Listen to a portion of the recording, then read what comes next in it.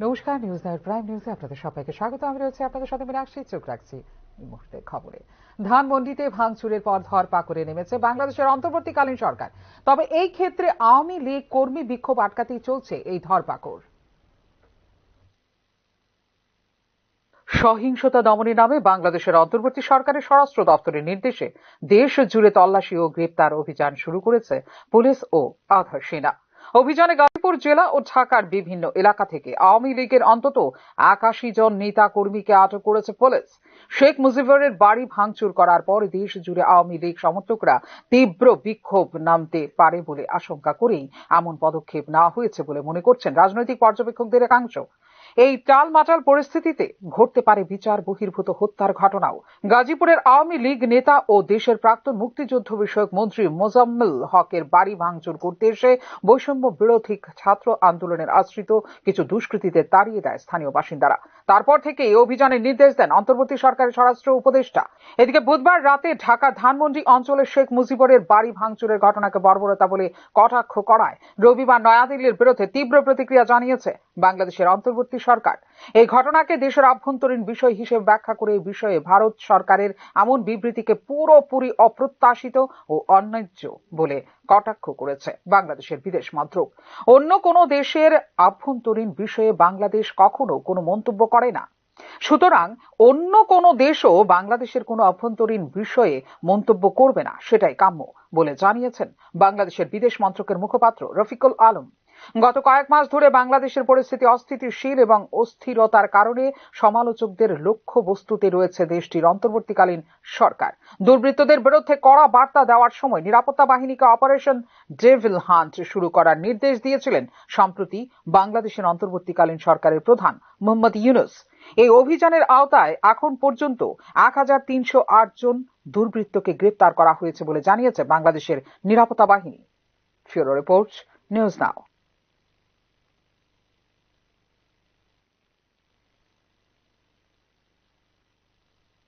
প্রয়োজনে অনলাইনে অভিযোগ দায়ের করার পরামর্শ দিলেন মুখ্যমন্ত্রী ডাক্তার মানিক সাহা। জাগৃতি 2025 শীর্ষক অনুষ্ঠানে এই পরামর্শ দিলেন মুখ্যমন্ত্রী। ভোক্তা অধিকার সংরক্ষণের ক্ষেত্রে ই কমার্সে প্রতারণার অভিযোগ থাকলে প্রয়োজনে তা অনলাইনে লিপিবদ্ধ করার পরামর্শ দিলেন মুখ্যমন্ত্রী ডাক্তার মানিক সাহা। জাগৃতি 2025 শীর্ষক আন্তঃ কলেজ কুইজ প্রতিযোগিতার আনুষ্ঠানিক উদ্বোধন করতে গিয়ে এই পরামর্শ দিলেন মুখ্যমন্ত্রী। বেশি চেঞ্জ হয়ে গেছে, আগে ফিজিক্যালি যেতে হতো কনজিউমার কোর্টে, এখন ইচ্ছে করলে আমরা যেহেতু প্রযুক্তির যে আবিষ্কার, তার মাধ্যমে আমরা ই কমার্স প্রতারণা, ডিজিটাল ইত্যাদি অনলাইন মার্কেটিং এইসবের এগেনস্টও আমরা অনলাইনেও কিন্তু আমাদের ছেলে মেয়েরা অনেক সময় অনেক জিনিস আনে। তো সব মিলিয়ে যদি কোনো প্রবলেম থাকে, ইচ্ছা করলে তারা ফিজিক্যালি না গিয়েও অনলাইনেও তার কমপ্লেন দিতে পারে, if I am not wrong. তো এই সুবিধাগুলো এসছে। সড়ক দুর্ঘটনায় প্রাণহানির সংখ্যা হ্রাস করতে প্রতিটি জেলায় ট্রমা সেন্টার তৈরি করা, গতি নিয়ন্ত্রণ যন্ত্র বাধ্যতামূলক করা, জাতীয় সড়ক থেকে ১০০ মিটার দূরে লিকার লাইসেন্স দেওয়া ইত্যাদি পদক্ষেপ নেওয়া হয়েছে বলেও জানিয়েছেন মুখ্যমন্ত্রী doctor Manik Saha. Already trauma centre আমরা করেছি, আগরতলা তো আছেই, আমরা গোমতী জেলাতে করেছি, আমরা সাউথ ডিস্ট্রিক্টে আমরা করেছি, আমবাসাতে আমরা করেছি, আগামী দিনে কিছুদিনের মধ্যে আমরা নর্থেও করব।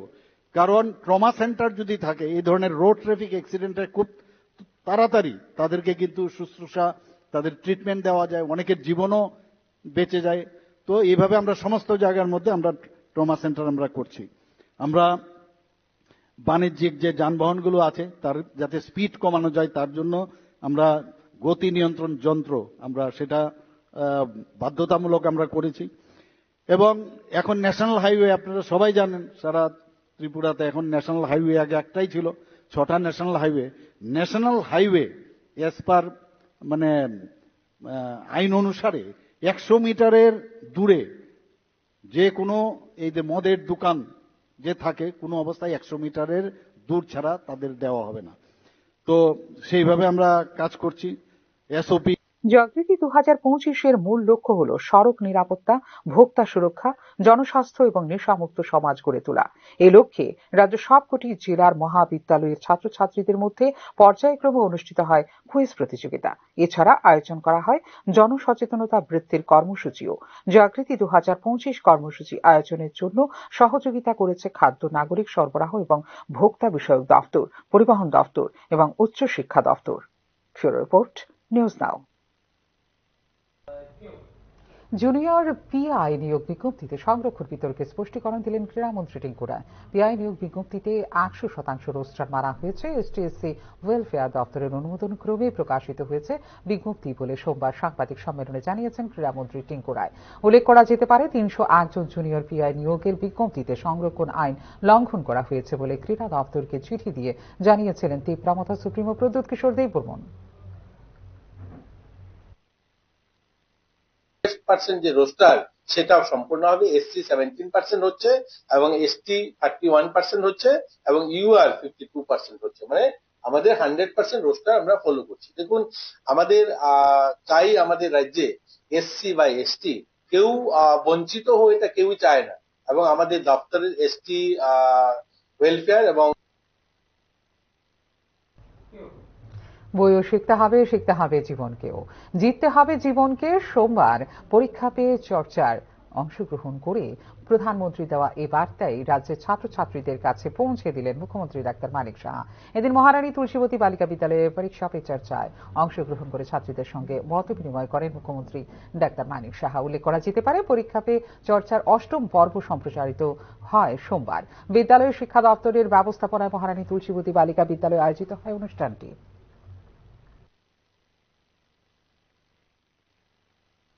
শিখতে হবে, বইও শিখতে হবে, কিন্তু জীবনকে আগে। খালি বই আমি শিখলাম এবং পরীক্ষায় আমার রেজাল্ট খারাপ হলো, এতে আমার জীবন নষ্ট হয়ে যাবে সেরকম। পরীক্ষা ভালো করার পরেও অনেকে দেখা যায় সাকসেস সেই রকম ভাবে হয় না। যিনি নাকি জীবনকে জিতেছেন সে সাকসেসফুল অনেক বেশি হয়ে গেল। অনেক বিষয় আলোচনা করেছেন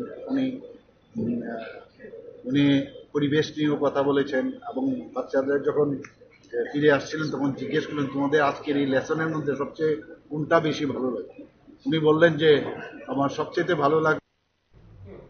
বেশ কয়েকদিন যাবৎ খোয়াই জেলা হাসপাতালে ডায়ালিসিস বিভাগে জরুরি ইনজেকশনের অভাবে কিডনি সমস্যা জড়িত রোগীদের বিভিন্ন সমস্যার সম্মুখীন হতে হচ্ছে বলে অভিযোগ রোগীদের।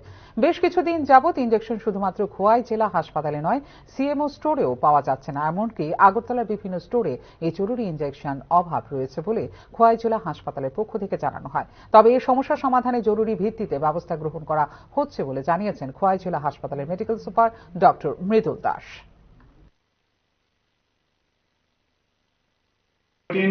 যে ইনজেকশনটা, এটা যাদের ডায়ালিসিস হয়, ক্রনিক কিডনি ডিজিজ পেশেন্ট, তাদের মধ্যে কিছু সংখ্যক রোগীর সেটা দরকার হয়, যাদের হিমোগ্লোবিন অত্যন্ত কম, বাদ বাকিদের দরকার হয় না। কিন্তু কিছুদিন যাবত আমাদের এই এরিথ্রোপয়েটিন ইনজেকশন নেই।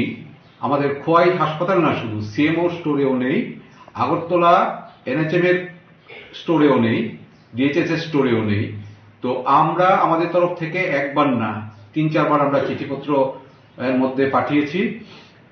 সিএমওর সাথে আমার কথা হয়েছে, সিএমও নিজেও উদ্যোগ নিয়ে চিঠিপত্র রবিবার গভীর রাতে চোর সন্দেহে বিলোনিয়া বাঁশবন্ধুয়া নবোদয় বিদ্যালয়ে গণপ্রহারে মৃত্যু হল মুজাফর কলোনি এলাকার 35 বছর বয়সী বাবুল মিয়া নামে এক যুবকের। ঘটনা তদন্তে পুলিশ রবিবার গভীর রাতে বাবুল মিয়া নবোদয় বিদ্যালয়ের পাঁচিলে টপকে ভেতরে ঢুকে চুরি করতে গিয়ে হাতে নাতে ধরা পড়লে গণপিটুনি দিয়ে তাকে বেঁধে রাখা হয়। খবর পেয়ে সোমবার সকালে পুলিশ ঘটনাস্থলে পৌঁছে যুবককে উদ্ধার করে বিলোনিয়া হাসপাতালে নিয়ে গেলে কর্তব্যরত চিকিৎসক বাবুল মিয়াকে মৃত বলে ঘোষণা করে। খবর পেয়ে হাসপাতালে ছুটে যান মৃত যুবকের পরিবারের লোকজন। মৃত বাবুল মিয়ার মৃত্যুর তদন্ত চলছে এবং অভিযুক্তের বিরুদ্ধে বিভিন্ন অপরাধ সংক্রান্ত মামলা থানায় রয়েছে বলে জানিয়েছে পুলিশ। নবোদয় বিদ্যালয়ে সংঘটিত ঘটনা সম্পর্কে বিলোনিয়া থানার পক্ষ থেকে সংবাদ মাধ্যমকে বিস্তারিত জানানো হয়েছে।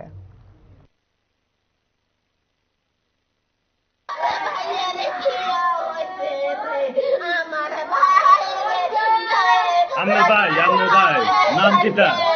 নাম কি? কিটা শুনছেন আপনারা?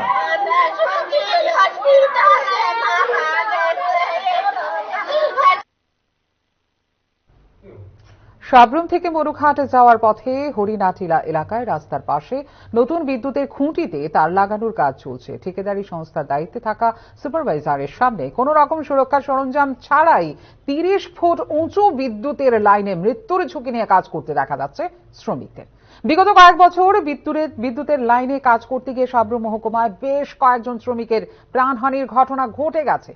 কিন্তু পূর্বের অভিজ্ঞতা সম্পর্কে ওয়াকিবহাল থাকলেও তার থেকে শিক্ষা নিতে রাজি নয় বর্তমান ঠিকাদাররা। কোন ধরনের সেফটি বেল্ট বা হেলমেট পরিধান না করে কেন শ্রমিকরা বিদ্যুৎবাহী তারের কাজ করছেন সে বিষয়ে দায়িত্বপ্রাপ্ত সুপারভাইজারের কাছে জানতে চাইলে তিনি জানান, তাড়াহুড়ো করে সুরক্ষা সরঞ্জাম ছাড়া শ্রমিকরা তার জ্ঞাতসারে বিদ্যুতের খুঁটিতে উঠে গেছেন। এমনকি শ্রমিকদের সুরক্ষা সরঞ্জাম পরার বিষয়ে দেখাশোনা করা তার দায়িত্বের মধ্যে পড়ে না। চলছে, আপনি এখানে কি হিসেবে আছেন? হ্যাঁ, সুপারভিশন করছি। কিসের কাজ চলছে এখানে? কন্ট্রাক্টর স্ক্রিনিং এর কাজ চলছে। তো এখানে যে বিদ্যুতের খুঁটিগুলোতে যে যে লোকরা উঠে এখানে তার লাগানোর কাজ করছে, তো তাদের তো দেখা যাচ্ছে কয়েকজনের সেফটি বেল্ট আছে, কিন্তু এই যে আপনার সামনেই যে কাজটা চলছে ওইখানে যে কাজ করছে ও সেফটি বেল্ট নেই, ইভেন হেলমেট তো নেই। ও লাগিয়ে ওঠে এমার্জেন্সিতে, এখন শাটডাউন আছে বলে তাতে ছুটাবার জন্য ওই করেছে। তো এক্ষেত্রে যদি কোনো রকম দুর্ঘটনা ঘটে, কিছুদিন পর পর কিন্তু এখানে ইলেকট্রিকের কাজ করতে গিয়ে বেশ কয়েকটি প্রাণহানির ঘটনাও ঘটেছে। তো এখন আপনার সামনেই তাহলে সে উঠে গেছে যে সেটা আপনি স্বীকার করছেন? হ্যাঁ, উঠে গেছে তাড়াতাড়ি, শাটডাউন আছে তাড়াতাড়ি উঠে গেছে। সেফটি বেল্ট ছাড়া কৈলাসহর গৌরনগর ব্লকের অধীনস্থ মাগুরলী গ্রাম পঞ্চায়েত এলাকায় দীর্ঘদিনের পানীয় জলের সমস্যা সমাধানে দ্রুত সরকারি পদক্ষেপ গ্রহণ করা হয়েছে। কেন্দ্রীয় জল জীবন মিশন প্রকল্পের মাধ্যমে প্রায় 1 কোটি টাকা ব্যয়ে এলাকায় স্থাপন করা হয়েছে ডিপ টিউবওয়েল। ভারত ও বাংলাদেশ আন্তর্জাতিক সীমান্তের পার্শ্ববর্তী এলাকায় অবস্থিত মাগুরলী গ্রাম পঞ্চায়েতের 3 ও 4 নম্বর ওয়ার্ড এলাকায় প্রায় 150টি পরিবারের বসবাস রয়েছে এবং দীর্ঘদিন ধরে পানীয় জলের সমস্যা নিয়ে অভিযোগ ছিল এলাকাবাসীর। এলাকার পানীয় জলের স্থায়ী সমাধানের জন্য জল জীবন মিশন প্রকল্পের মাধ্যমে এবং পঞ্চায়েতের সহযোগিতায় 3 নম্বর ওয়ার্ড এলাকায় প্রায় 1 কোটি টাকা ব্যয় করে ডিপ টিউবওয়েল স্থাপনের কাজ শুরু হয়েছে এবং আগামী 2 মাসের মধ্যে এলাকায় বিশুদ্ধ পানীয় জল সরবরাহ শুরু করা যাবে বলে জানিয়েছেন মাগুরলী গ্রাম পঞ্চায়েতের উপপ্রধান আব্দুল মুকিত। এটা হলো 3 নম্বর ওয়ার্ড। 3 নম্বর ওয়ার্ডে প্রচুর পানীয় জলের সমস্যা। আমরা ছেলে টিউবওয়েল দিচ্ছি, কোনো সাকসেস হয় না আয়রন। তাই ব্লকের সাথে কথা কইয়া, উপরের নেতৃত্বের কথা কইয়া আমরা এই ডিপ টিউবওয়েল বসানোর চেষ্টা করি। দীর্ঘ 6 মাস ধরে কাজ চলে, এখন হয়তো শেষ পর্যায়ে এসে চলেছে। এই ওয়ার্ডের বিশুদ্ধ পানীয় জলের সমস্যা সমাধান করবে, এটা আমরা এখন করতেছি। এটা কি করতেছেন? এটা ডিপ টিউবওয়েল হইতেছে 3 নম্বর ওয়ার্ডের ডিপ টিউবওয়েল। 3 নম্বর ওয়ার্ডের মোটামুটি জনসংখ্যা প্রায় 150 কাছাকাছি, পরিবার 150 কাছাকাছি। এটার জল কি শুধু 3 নম্বর ওয়ার্ডের লোক পাইবেন না অন্য 3 নম্বর ওয়ার্ডের লোক? রাজ্যের সরকারি বিদ্যালয়গুলিতে প্রথম থেকে অষ্টম শ্রেণী পর্যন্ত ধীরে ধীরে কমে আসছে ছাত্রছাত্রী ভর্তির সংখ্যা। গত 6 বছরে সরকারি স্কুলে ছাত্রী ভর্তির সংখ্যা হ্রাস পেয়েছে প্রায় 15%। রাজ্য শিক্ষা পরিকাঠামো নিয়ে প্রকাশিত রিপোর্টে প্রকাশ করল এএসইআর। রাজ্যের শিক্ষা ব্যবস্থার পরিকাঠামো এবং সর্বশেষ অবস্থান নিয়ে রিপোর্ট প্রকাশ করল সর্বভারতীয় সংস্থা the annual status of education report বা এএসইআর। এএসইআর এর সর্বশেষ রিপোর্ট অনুসারে রাজ্যের সরকারি বিদ্যালয়গুলিতে প্রথম থেকে অষ্টম শ্রেণী পর্যন্ত ধীরে ধীরে বিপজ্জনকভাবে কমে আসছে ছাত্রছাত্রী ভর্তির সংখ্যা। 2018 সালে প্রথম থেকে পঞ্চম শ্রেণী পর্যন্ত সরকারি বিদ্যালয়গুলিতে ছাত্রদের ভর্তির হার ছিল 77.9%। 2024 সালে তা কমে দাঁড়িয়েছে 68.4%। অন্যদিকে 2018 সালে ছাত্রীদের ভর্তির হার ছিল 85.2%। 2024 সালে তা বিপজ্জনকভাবে হ্রাস পেয়ে দাঁড়িয়েছে 70.2%। অপরদিকে ষষ্ঠ থেকে অষ্টম শ্রেণী পর্যন্ত 2018 সালে সরকারি বিদ্যালয়গুলিতে ছাত্রদের ভর্তির হার ছিল 91.8%। 2024 সালে তা দাঁড়িয়েছে 79.4%। অন্যদিকে 2018 সালে ছাত্রীদের ভর্তির হার ছিল 93.5%। 2024 সালে নেমে হয়েছে 83.9%। তিথি বাড়ির একমাত্র মেয়ে। বাবা মা তাকে খুব ভালোবাসেন। সে মাছ খেতে ভালোবাসে। ওর বাবা রোজ বাড়িতে মাছ আনে। সমীক্ষায় এমন কয়েকটি লাইনই ছিল দ্বিতীয় শ্রেণীর লেভেল টেক্সটে। এই ক্ষেত্রে পঞ্চম শ্রেণীর পড়ুয়াদের মধ্যেও 65.3% দ্বিতীয় শ্রেণীর টেক্সট পড়তে অপারগ বলে উল্লেখ করা হয়েছে এসআরের ত্রিপুরা গ্রামীণ শীর্ষক সমীক্ষা রিপোর্টে। সবচেয়ে মারাত্মক বিষয় হল 2022 সালেও এই সংখ্যাটা ছিল 57.3%। অর্থাৎ পঞ্চম শ্রেণীর 42.7% পড়ুয়া দ্বিতীয় শ্রেণীর টেক্সট পড়ার ক্ষেত্রে ছিল সক্ষম। অথচ 2024 সালে এই সক্ষমদের সংখ্যা হ্রাস পেয়ে দাঁড়িয়েছে 34.7%। এসআরের রিপোর্ট শেষ হয়নি এখানেই। তৃতীয় শ্রেণীর 3.3% ছাত্রছাত্রী 1 থেকে 9 নম্বর চিনতে পারছে না। 17% ছাত্রছাত্রী চিনতে পারছে না 99 উপর সংখ্যা। 46% ছাত্রছাত্রী 99 পর্যন্ত সংখ্যা চিনলেও করতে পারছে না বিয়োগ অঙ্ক। 30.5% বিয়োগ করতে পারলেও করতে পারছে না ভাগ অঙ্ক। অপরদিকে সরকারি বিদ্যালয়গুলিতে অষ্টম শ্রেণীর মাত্র 37.5% ছাত্রছাত্রী ভাগ অঙ্কে উত্তীর্ণ হয়েছে সাফল্যের সঙ্গে। সার্বিক পরিস্থিতিতে নিচু স্তরেই যদি এই অবস্থা হয় তবে উঁচু ক্লাসের রোগ আরো গভীরে বলে মনে করছেন শিক্ষানুরাগী মহল। ব্যুরো রিপোর্ট, নিউজ নাও। আগেই দুবার বাতিল হয়ে গিয়েছিল জুনিয়র পিআই নিয়োগের বিজ্ঞপ্তি। এবার কি তৃতীয়বারও বাতিল হবে এই বিজ্ঞপ্তি? 301 জন জুনিয়র ফিজিক্যাল ইন্সট্রাক্টর নিয়োগের বিজ্ঞপ্তিতে সংরক্ষণ আইন পুরোপুরি লঙ্ঘিত হয়েছে বলে রাজ্য সরকারকে চিঠি দিলেন তীব্রামথা সুপ্রিমো প্রদ্যুৎ কিশোর দেববর্মন। সংরক্ষণ নীতি মানছে না রাজ্য সরকার। গত 5 বছর ধরে সংরক্ষণ নীতি লঙ্ঘনের দৌলতে সরকারি নিয়োগ বন্ধ হচ্ছে মাঝপথে। একমাত্র এই সংরক্ষণ নীতি অমান্য করে নিয়োগ প্রক্রিয়ার জন্য গত 3.5 বছর ধরে রাজ্য এসটিজিটি শিক্ষক পদে নিয়োগ হচ্ছে না। এমনকি টিসিএস, টিপিএস এবং টিপিএসসির বিভিন্ন নিয়োগ প্রক্রিয়াও আদালতে গিয়েছে। এরপরেও হোশ ফিরল না রাজ্য সরকারের। উল্টো গত 7 ফেব্রুয়ারি জুনিয়র পিআই নিয়োগের ক্ষেত্রেও ত্রিপুরা সরকারের এসটি এসসি সংরক্ষণ নীতি পুরোপুরি লঙ্ঘন করে বিজ্ঞাপন দিল রাজ্য সরকার, যুব কল্যাণ ও ক্রীড়া দপ্তর। রাজ্য সরকারের এই ব্যর্থতার জন্য পরিস্থিতি এমন পর্যায়ে এসে ঠেকেছে যে 301টি জুনিয়র পিআই পদের নিয়োগ বাতিল হওয়ার পথে। তবে জুনিয়র পিআই নিয়োগের ক্ষেত্রে এসটি এসসি সংরক্ষণ নীতি লঙ্ঘনের বিষয়টি নজরে আসতেই পদক্ষেপ নিলেন তীব্রামথা সুপ্রিমো প্রদ্যুৎ কিশোর দেববর্মন। শুধু তাই নয়, তার হস্তক্ষেপের পরেই এক প্রকার ঘুম ভাঙল রাজ্য সরকারের। এমনকি জুনিয়র পিআই নিয়োগে সংরক্ষণ নীতি লঙ্ঘনের বিষয়ে ক্রীড়ামন্ত্রী টিঙ্কু রায়ের সাথে আলোচনা করেছেন প্রদ্যুৎ কিশোর দেববর্মন, যাতে চাকরি হয় রাজ্যের যুবক যুবতীদের। তবে কেন রাজ্য সরকারের প্রত্যেকটি নিয়োগ প্রক্রিয়ায় নিয়োগ নীতি সংরক্ষণ নীতি লঙ্ঘন হচ্ছে, এ নিয়েই উঠছে প্রশ্ন। আগেই দুবার বাতিল হয়ে গিয়েছিল জুনিয়র পিআই নিয়োগের বিজ্ঞপ্তি। এবারে কি তবে তৃতীয়বারের মতো বাতিল হতে চলেছে এই নিয়োগ বিজ্ঞপ্তি? প্রশ্ন উঠছে তা নিয়েও। জুনিয়র পিআই নিয়োগে সংরক্ষণ নীতি মানা হয়নি। ত্রিপুরা সরকারের সংরক্ষণ নীতি অনুযায়ী মোট শূন্যপদের 31% আসন উপজাতি প্রার্থীদের জন্য এবং 17% এসসি প্রার্থীদের জন্য সংরক্ষিত থাকবে। অবাক করার বিষয় হল 301টি জুনিয়র পিআই নিয়োগের ক্ষেত্রে এসটি প্রার্থীদের জন্য মাত্র 18টি আসন রাখা হলো। এক্ষেত্রে মাত্র 6% সংরক্ষণ নীতি কার্যকর হলো, যদিও 31% সংরক্ষণ নীতি অনুযায়ী এসটি প্রার্থীদের শূন্যপদ হবে 93টি। একইভাবে এসসি প্রার্থীদের ক্ষেত্রে আইন লঙ্ঘন করে 12% সংরক্ষণ নীতি মোতাবেক শূন্যপদ রাখা হলো 35টি।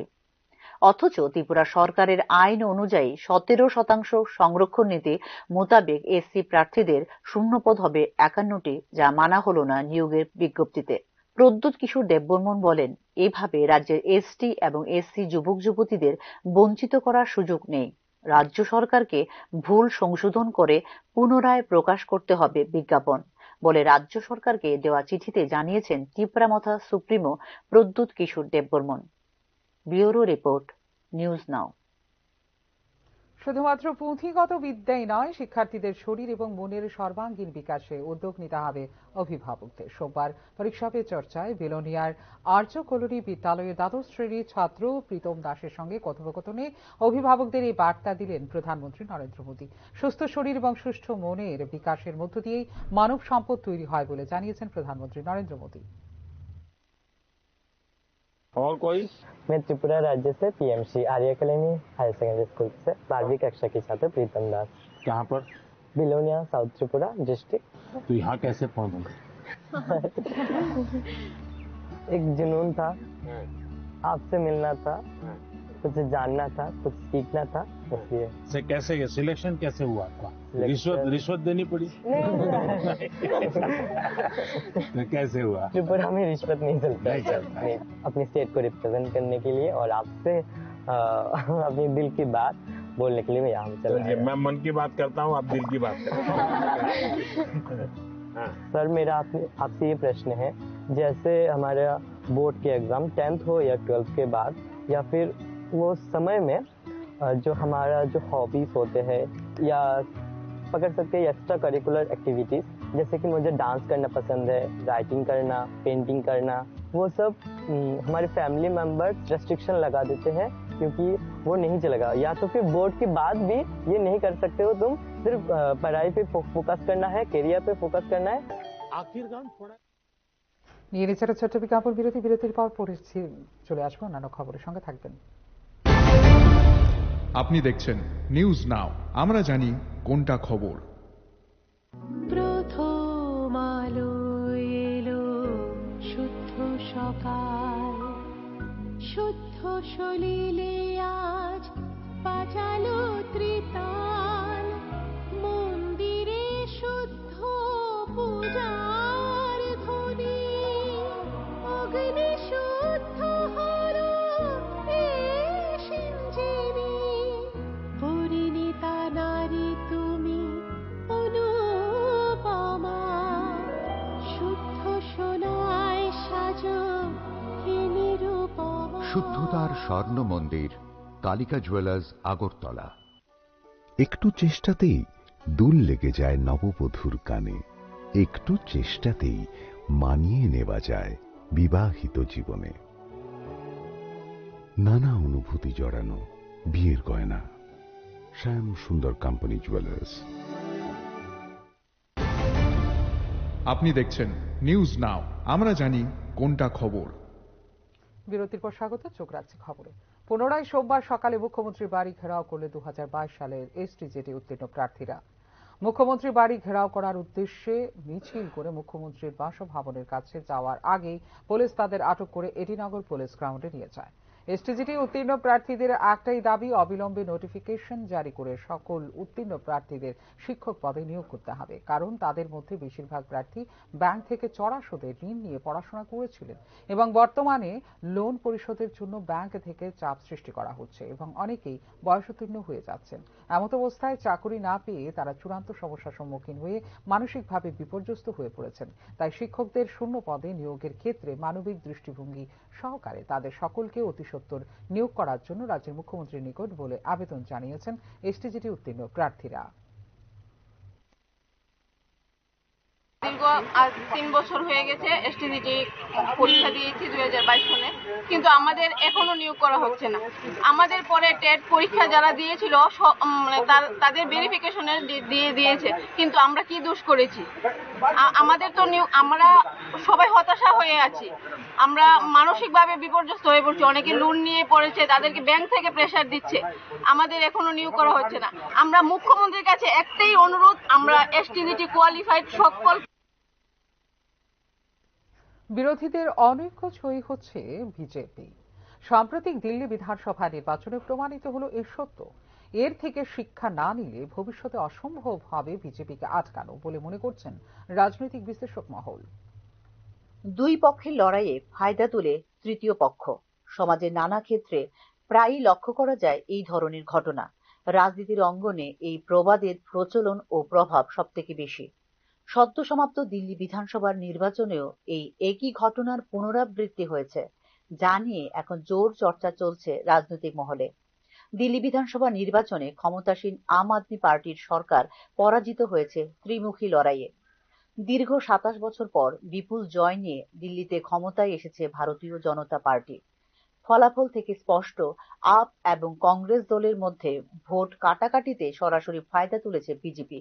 শুধু তাই নয়, আপ এবং কংগ্রেসের মধ্যে চরম বিরোধ মসৃণ করে দিয়েছে বিজেপির জয়ের পদকে। 70 আসনে দিল্লি বিধানসভায় বিজেপি জয়ী হয়েছে 48টি আসনে, আপ জয়ী হয়েছে 22টি আসনে।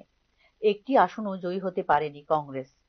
প্রাপ্ত ভোটের পরিসংখ্যান বিশ্লেষণ করলে দেখা যাচ্ছে বিজেপি পেয়েছে 45.90% ভোট, আপ পেয়েছে 43.70% ভোট আর কংগ্রেস পেয়েছে 6.38% ভোট। এখানে আপ এবং কংগ্রেসের ভোট একজোট করলে দাঁড়ায় 50.08%, যার অর্থ দিল্লিতে আপ এবং কংগ্রেস একসাথে বিজেপির বিরুদ্ধে লড়াই করলে ছবিটা হতো পুরোপুরি ভিন্ন। এই নিয়ে কোনো অবকাশ নেই সন্দেহের। প্রশ্ন উঠেছে, তাহলে কি কংগ্রেস আপ দুদলই ক্ষতি করেছে নিজেদের?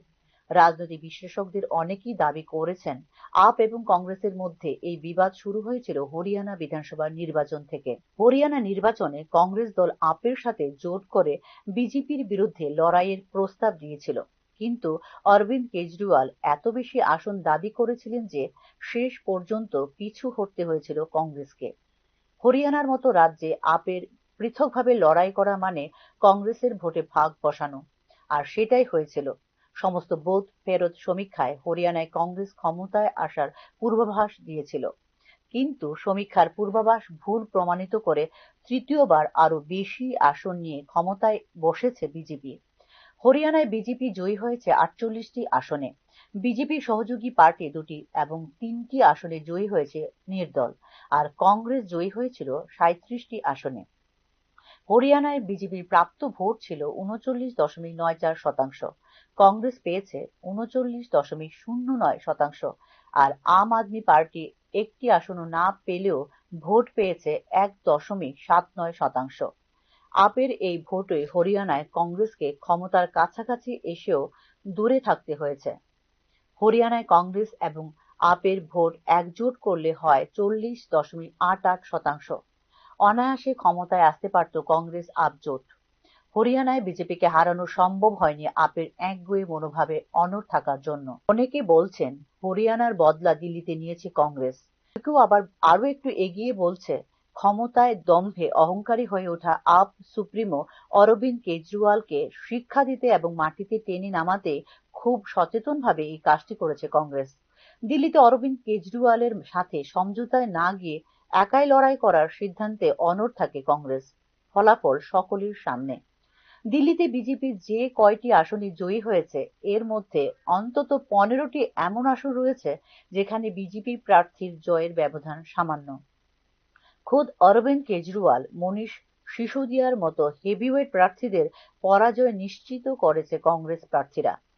হরিয়ানা এবং দিল্লি থেকে বিরোধীরা শিক্ষা না নিলে আগামী দিনে বিজেপিকে আটকানো অসম্ভব হয়ে পড়বে বলে মনে করছেন রাজনৈতিক বিশ্লেষক মহল। এই ক্ষেত্রে পদ্ম ঝরে উড়ে যাবে একের পর এক বিরোধী ক্ষমতাসীন রাজ্য বলেও মনে করছেন রাজনৈতিক বিশেষজ্ঞরা। ব্যুরো রিপোর্ট, নিউজ নাও। পিসিপিএনডিটি আইন অনুযায়ী প্রসবের আগে ভ্রূণের লিঙ্গ নির্ধারণের কাজ নিষিদ্ধ। বিষয়টি নিয়ে স্বাস্থ্য পরিষদের সঙ্গে যুক্ত চিকিৎসক এবং প্রতিষ্ঠানগুলিকে নিয়ে জেলা ভিত্তিক কর্মশালার আয়োজন হল সোমবার। কর্মশালায় বক্তব্য রাখতে গিয়ে এই আইন অনুযায়ী চিকিৎসক, genetic counselling centre, genetic clinic, genetic laboratory এবং আল্ট্রাসাউন্ড সেন্টারগুলিকে সতর্কতার সঙ্গে কাজ করার উপর গুরুত্ব আরোপ করেন পশ্চিম ত্রিপুরা জেলা শাসক ডক্টর বিশাল কুমার। त्रिपुरा के सभी बड़े गायनिकोलॉजिस्ट, रेडियोलॉजिस्ट, अल्ट्रासोनोलॉजिस्ट और जो मैनेजमेंट में इंक्लूडेड हैं डायग्नोस्टिक लैब्स के, वो सभी लोग यहाँ मौजूद हैं। मैं उनके इस समय के लिए उनको बहुत बहुत धन्यवाद देता हूँ सरकार की तरफ से, और मैं उम्मीद करता हूँ कि जो ये इनिशिएटिव, जो ये प्रयत्न हम लास्ट 10 सालों में कर रहे हैं, इसको और इंटेंसिफाई करेंगे आने वाले दिनों में। आज समाज एक ट्रांजिशन मोड में चल रहा है, जहां every child is a precious child. Tripura state selection FIDE rating blitz দাবা প্রতিযোগিতায় শীর্ষস্থান দখল করে দৃষ্টান্ত স্থাপন করল রাজ্যের গর্ব আরাধ্যা দাস। নেতাজি সুভাষ আঞ্চলিক প্রশিক্ষণ কেন্দ্রে দাবা হলে আয়োজিত 9 রাউন্ডের প্রতিযোগিতায় সর্বোচ্চ 8 পয়েন্ট সংগ্রহ করে চ্যাম্পিয়নশিপের খেতাব অর্জন করে শ্রীকৃষ্ণ মিশন স্কুলের 5ম শ্রেণীর ছাত্রী আরাধ্যা। এই প্রতিযোগিতায় রাজ্যের অন্যতম খেলোয়াড় আশিয়া দাসকে হারিয়ে অনন্য দৃষ্টান্ত স্থাপন করল আরাধ্যা।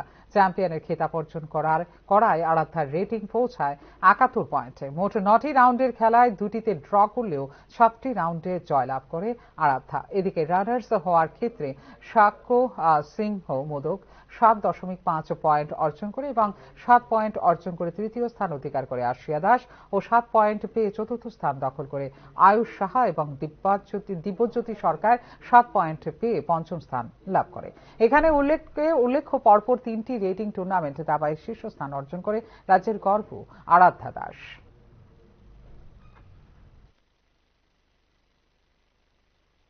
এখনকার মতো এই মুহূর্তের সংবাদ এই পর্যন্ত। অন্যান্য আপডেটস দেখার জন্য অবশ্যই নজর রাখতে হবে নিউজ নাও পর্দায়।